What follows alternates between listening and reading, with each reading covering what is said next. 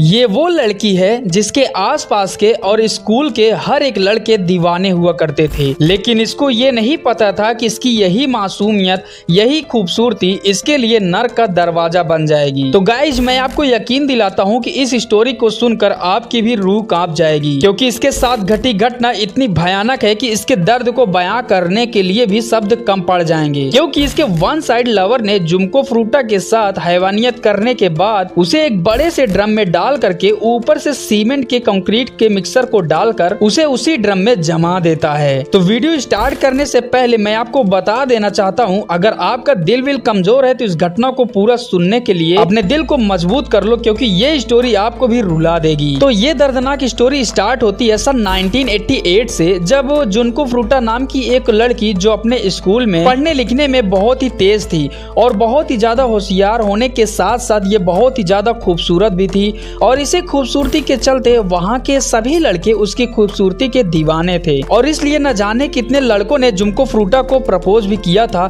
लेकिन उसका पूरा फोकस अपने करियर पर था और इसलिए वो किसी को भी हाँ नहीं करती थी, वो हर किसी को मना कर जाती थी। और उन्हीं लड़कों में से एक लड़का होता है मियानो हिरोशी, जिसे कि ये एटीट्यूड उसे पसंद नहीं आया कि कोई लड़की उसे मना कर दे। और मियानो हिरोशी एक आम नाबालिग लड़का नहीं था, बल्कि उसके ऊपर न जाने कितने ही क्राइम के आरोप थे, लेकिन वो नाबालिग था। इसके चलते पुलिस वाले उसे पकड़ने के बाद भी छोड़ दिया करते थे। लेकिन उससे भी बड़ी बात यह है कि मियानो याकुजा गैंग का मेंबर था, जो कि उस समय में याकुजा गैंग बहुत ही क्रूर गैंग माना जाता था, और इसीलिए मियानो हिरोशी उसी गैंग की वजह से किसी से भी डरता नहीं था। और एक दिन फिर 25 नवंबर 1988 को शाम का वक्त हो रहा था, जब जुनको फ्रूटा अपने घर की ओर लौट रही होती है कि रास्ते में एक मोटरसाइकिल वाला उसे हल्की सी टक्कर मार के नीचे गिरा देता है और उसे परेशान करने लगता है। इसी बीच मियानो हिरोशी एक हीरो की तरह एंट्री लेता है और उसे देखते ही वो मोटरसाइकिल वाला शख्स वहां से भाग जाता है। क्योंकि गाइज, ये सब पहले से ही प्री प्लान्ड होता है। मियानो ने फ्रूटो को रास्ते से गुजरते हुए देखा तो उसने अपने नोबुहारा फ्रेंड को कहा कि तुम अपने इस बाइक से जाओ, उसे हल्की से टक्कर मारना और उसे परेशान करना, ताकि मैं एक हीरो की तरह एंट्री ले सकूं। और उसके बाद मियानो ने उसको घर तक छोड़ने का ऑफर दिया और कहा कि मैं तुम्हें घर तक छोड़ देता हूं, हो सकता है कि रास्ते में वह तुम्हें दोबारा तंग करे। अब मियानो ठहरा जुनको फ्रूटा का क्लासमेट, और यहाँ पर जो उसने किया था उसे भी उसका ट्रस्ट बिल्ड हो गया और इसलिए बिना कुछ सोचे समझे उसके साथ चल देती है। जब यहीं से वह पूरा गेम स्टार्ट हो जाता है, मियानो सबसे पहले जुनको फ्रूटा को एक खाली गोडाउन में लेकर जाता है। वहां ले जाने के बाद सबसे पहले वह खुद की सच्चाई बताता है कि अभी जो कुछ भी हुआ है, वो बाइक वाला जिसने तुम्हें टक्कर मारी वो मेरा ही एक फ्रेंड था, और ये सब कुछ प्लान किया हुआ है, और हम दोनों एक याजुका गैंग के मेंबर हैं, और अगर तुमने यहाँ पे कोई भी शोर शराबा किया और मेरी बात नहीं मानी तो मैं तुम्हें यहीं पे जान से मार दूंगा। अब ये सारी बातें सुनने के बाद जुनको फ्रूटा बहुत ही ज्यादा डर जाती है, क्योंकि रात भी काफी ज्यादा हो चुकी थी और साथ में वहां दूर दूर तक कोई भी नहीं था, क्योंकि वो एक खाली गोडाउन था। अब बेचारी बेबस हो चुकी थी और उसी डर का फायदा उठा करके उस मियानो ने उसके साथ दुष्कर्म किया। बेचारी इतनी ज्यादा बेबस थी कि वो कुछ कर ही नहीं पाई। लेकिन यहाँ पर अभी कहानी खत्म नहीं होती है, ये कहानी तो अब यहीं से शुरू होती है। जिसके बाद मियानो फ्रूटा को एक टैक्सी में बैठाकर उसे होटल में ले करके जाता है। फिर होटल में ले जाने के बाद सबसे पहले उसी कर्मकांड को वहां पर भी दोहराता है, और जब उसका मन भर जाता है तो सबसे पहले नोबुहारा उस फ्रेंड को कॉल करता है जिसने कि रास्ते में जुनको फ्रूटा को टक्कर मारी थी, और उसे कॉल करके ये सारी बात बताता है जो उसने अभी जुनको के साथ किया था। और फिर ये सारी बात सुनने के बाद उसके साथ मौजूद दो और लड़के जो अगुरा और यासुशी ये कहते हैं कि तुम उसे अभी छोड़ना मत, हम भी आ रहे हैं। और इधर मियानो चालाकी से फ्रूटा के नोटबुक से उसके घर का एड्रेस निकाल लेता है और उसे धमकी भी देने लगता है, अगर तुमने मेरी बात नहीं मानी और कोई शोर शराबा किया या फिर यहाँ से भागने की कोशिश की, तो मुझे तुम्हारे घर का एड्रेस पता है, हमारे गैंग के मेंबर तुम्हें और तुम्हारे घर वालों को जान से मार देंगे। अब वो लड़की इतनी ज्यादा बेबस और लाचार हो जाती है कि वो चाह कर भी भागने की कोशिश तक नहीं कर पाती। इसीलिए जब वो चारों आते हैं तो उसे अपने घर लेकर चले जाते हैं। दरअसल नोबुहारू के जो माता पिता होते हैं वो घर पे बहुत ही कम रहा करते थे, वो काम काज के सिलसिले से ज्यादातर बाहर रहते थे, और यहाँ तक बात पहुँचते पहुँचते करीब 26 नवंबर की सुबह होने को थी। और इसीलिए दूसरी ओर जुनको फ्रूटा के माता पिता बहुत ही ज्यादा परेशान होने लगे, क्योंकि इतनी ज्यादा देर हो गई और अभी तक वो घर क्यों नहीं आई, और इसीलिए पूरी जांच पड़ताल शुरू हो गई।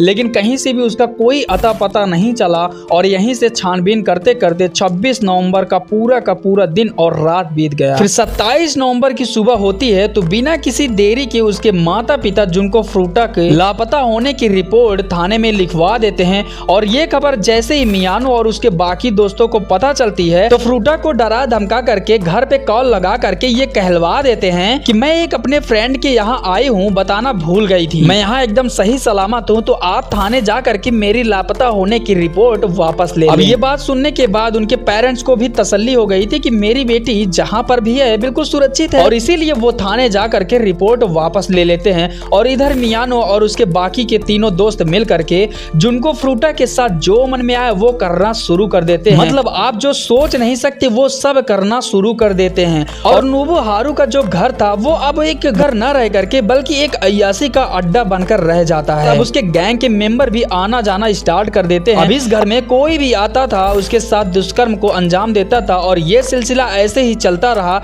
लेकिन जब नोबुहारू के माता पिता घर पे आते हैं तो उस बेसहारा लड़की को पहले ही डरा धमका के ये बता दिया जाता है कि जब मेरे माता पिता घर पर आएंगे तो तुम्हें उन्हें मेरी गर्लफ्रेंड की तरह ट्रीट करना है, मतलब कि तुम्हें ये दिखाना है कि तुम मेरी गर्लफ्रेंड हो। अब बेचारी वो डरी सहमी सी, इसलिए जैसा कहा जाता वो वैसा ही करती जाती। अब ऐसा नहीं है कि नोबुहारू के माता पिता को इसके बारे में बाद में पता नहीं चलता है, गाइस उन्हें पता चल जाता है, लेकिन उन्हें पता चलने के बावजूद भी वो उस लड़की यानी कि जुनको फ्रूटा को नहीं बचाते हैं, क्योंकि वो अंदर से डरे हुए थे।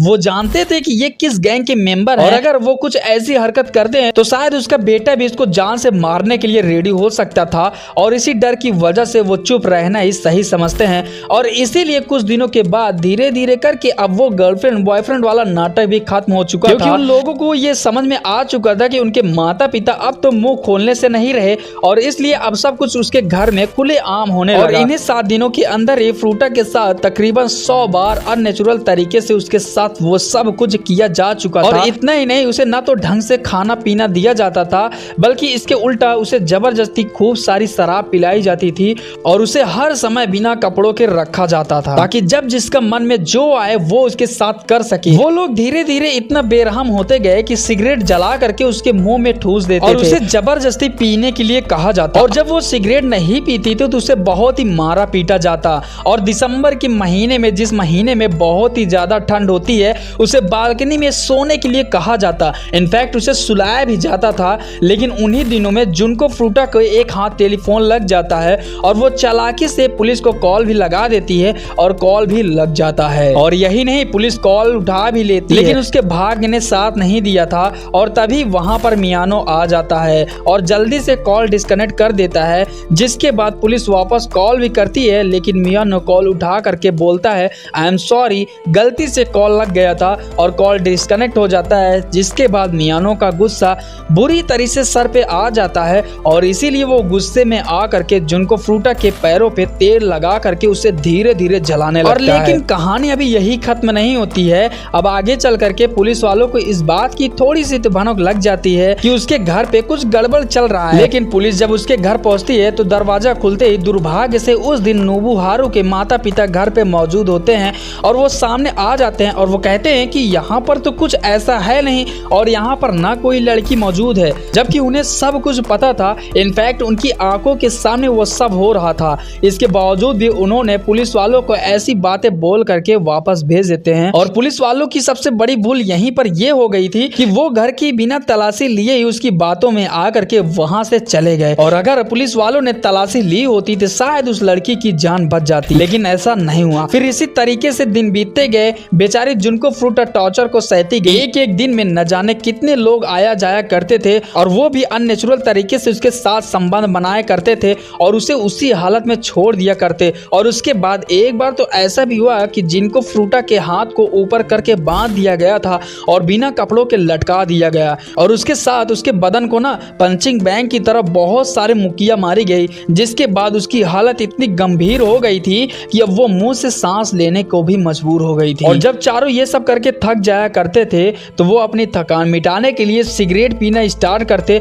और जब सिगरेट आखिरी में बच जाया करती थी, आखिरी में जलती हुई सिगरेट को उसके बदन में रगड़ के बुझाया करते। और जब इतने से उन हरामियों का दिल नहीं भरा तो वो लोग मोमबत्ती को जला करके घर कर मोम को उसके बॉडी के साथ साथ उसके फेस पर भी टपकाते थे। और गाइस जब इतने से भी उनका मन नहीं भरता है तो वो लोग उसके पलकों को भी जला देते हैं और तो और उसके खुद के यूरिन को पीने के लिए भी मजबूर किया जाता था। कई बार तो उसे कॉकरोच खाने के लिए भी परोसा गया और जब वो मना करती तो हैवानियत उसके सर पे चढ़ जाती, उसके प्राइवेट पार्ट में वो सारी चीजें डालते जिसके हम और आप इमेजिन भी नहीं कर सकते, जैसे कि लोहे की रॉड, प्लास्टिक के सामान, यहाँ तक कि गर्म बल्ब को भी उसके प्राइवेट पार्ट में डाल दिया गया था। लेकिन ऐसा नहीं है कि ये सब करने के बाद उन चारों हैवानों को थोड़ी दया आ गई हो और उस बेचारी को छोड़ दिया हो, बल्कि ये सब 40 दिनों तक ऐसे ही चलता रहा और इसी की वजह से अब उसके प्राइवेट पार्ट और इंटरनल ऑर्गन इतने ज्यादा डैमेज हो चुके थे कि वो अब अपने यूरिन को भी कंट्रोल नहीं कर पा रही थी। यहाँ तक कि उसका डाइजेस्टिव सिस्टम भी बिल्कुल भी नष्ट हो चुका था। वो जब भी कुछ खाना पीना खाती थी तो वो उल्टी कर देती और इसी उल्टी करने की वजह से भी उसे खूब मारा पीटा जाता था। अब इतनी मारपीट और लंबे समय से टॉर्चर सहने के बाद जिंको फ्रूटा की बॉडी अब मारने के कागार पर आ चुकी थी और गाइस उसी की वजह से अब चारों लड़कों का इंटरेस्ट जिंको फ्रूटा से खत्म होने लगा। लेकिन उनके अंदर जो हैवानियत थी उसे निकालने के लिए कोई और तो चाहिए था ना, इसीलिए 27 दिसंबर 1988 को राह चलती एक 19 साल की लड़की को फिर से किडनैप करते हैं और होटल ले जाकर के उसके साथ भी दुष्कर्म किया। हालांकि उसे तो छोड़ दिया था और अब इस तरीके से एक हफ्ता और बीत जाता है, यानी कि नया साल स्टार्ट हो जाता है 1988 से अब शुरू हो गया 1989। 4 जनवरी का दिन होता है जहां पे मियानो एक गेम खेलने के लिए गया होता है और वो उसके अंदर बहुत सारा पैसा हार जाता है, जिसके चलते वो बहुत ही ज्यादा गुस्से में होता है और अपने गुस्से को शांत करने के लिए चला जाता है जिंको फ्रूटा के पास। उसके साथ फिर से वही सारे टॉर्चर को दोहराता है, लेकिन अफसोस इस बार बेचारे जिंको फ्रूटा उसके टॉर्चर को सहन नहीं कर पाती है और रात के टाइम में वो दम तोड़ देती है। जिसके बाद उन लोगों ने मिल करके जिंको फ्रूटा को ठिकाने लगाने का सोचा। पहले तो उन्होंने सोचा कि इसे समुद्र में फेंक देते हैं, इसलिए उसे कंबल में लपेटा जाता है और ड्रम के अंदर डाला जाता है। ड्रम में डालने के बाद सीमेंट और कंक्रीट का मिक्सचर बना करके उसके अंदर डाल करके उसे वहीं जमा दिया जाता है। फिर उसे फेंकने के लिए समुद्र की ओर ले जाया जाता है, लेकिन उन्हें रास्ते में एक सुनसान जगह दिखाई पड़ती है और उसी सुनसान जगह पर ही फेंक करके चले आते हैं। अब गाइस आप यही सोच रहे हो कि आखिर जब इतना सब कुछ हो गया और फिर ये हैवान लड़के पकड़े कैसे गए, तो पकड़े जाने की वजह वो लड़की बनती है। जब जिनको से इन लोगों का इंटरेस्ट खत्म हुआ था तो इन्होंने एक 19 साल की लड़की को पकड़ लिया था और 27 दिसंबर 1988 को उसके साथ दुष्कर्म करके छोड़ दिया था। उसी के आरोप में मियानो और आगुरा को पकड़ लिया गया था।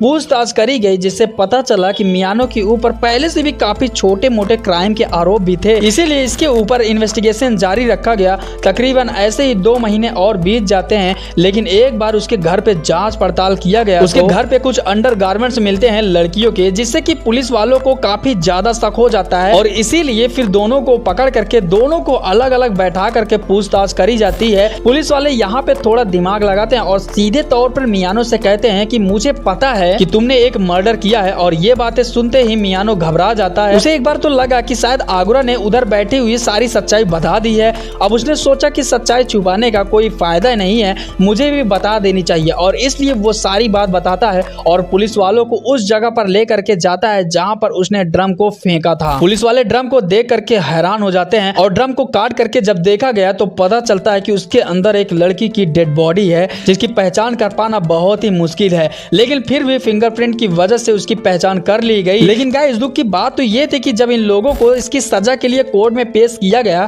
तो इन्हें नाबालिग की वजह से सिर्फ 20 साल की ही सजा दी गई और यही नहीं, ये कोर्ट में भी कहा गया कि इससे ज्यादा इन्हें सजा नहीं दी जा सकती क्योंकि ये लोग नाबालिग हैं। अब इन सारी चीजों को देखकर मेरा यही मानना है कि ऐसे लोगों को इस दुनिया में जीने का कोई भी हक नहीं है, चाहे वो बालिग हो या फिर नाबालिग। बाकी आपकी क्या राय है, कमेंट में इसके बारे में जरूर बताइएगा।